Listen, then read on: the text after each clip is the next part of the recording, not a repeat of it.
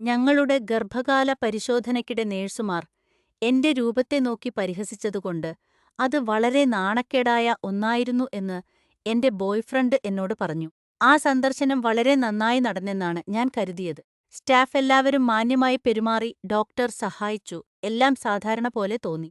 പക്ഷേ അന്ന് വൈകുന്നേരം എന്റെ ബോയ്‌ഫ്രണ്ട് പെട്ടെന്ന് ഒരു വലിയ തർക്കത്തിന് തുടക്കമിട്ടു. ആ പരിശോധന തന്റെ ജീവിതത്തിലെ ഏറ്റവും അസ്വസ്ഥതയുണ്ടാക്കിയ അനുഭവങ്ങളിൽ ഒന്നായിരുന്നു എന്ന് അദ്ദേഹം ഒടുവിൽ സമ്മതിച്ചു. നേഴ്സുമാർ എന്നെ തുറിച്ചുനോക്കുകയായിരുന്നു എന്നും ആ മുറിയിലെ അന്തരീക്ഷം അത്ര സുഖകരമായിരുന്നില്ലെന്നും അദ്ദേഹം അവകാശപ്പെട്ടു. ഞാൻ ഒന്നും ശ്രദ്ധിച്ചില്ല എന്ന് പറഞ്ഞപ്പോൾ യാഥാർത്ഥ്യത്തെ ഒഴിവാക്കാനുള്ള ഒരു കോപ്പിംഗ് മെക്കാനിസം എനിക്കുണ്ടെന്ന് അദ്ദേഹം പറഞ്ഞു. മുൻപും അദ്ദേഹം ഇത് പറഞ്ഞിട്ടുണ്ട്.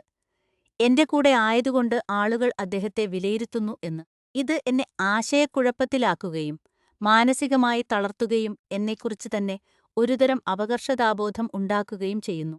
ഇത് എന്നെ എത്രത്തോളം വേദനിപ്പിക്കുന്നു എന്ന് ഞാൻ അദ്ദേഹത്തോട് പറയാൻ ശ്രമിച്ചു, പക്ഷേ അദ്ദേഹം അത് തുടർന്നുകൊണ്ടേയിരിക്കുന്നു.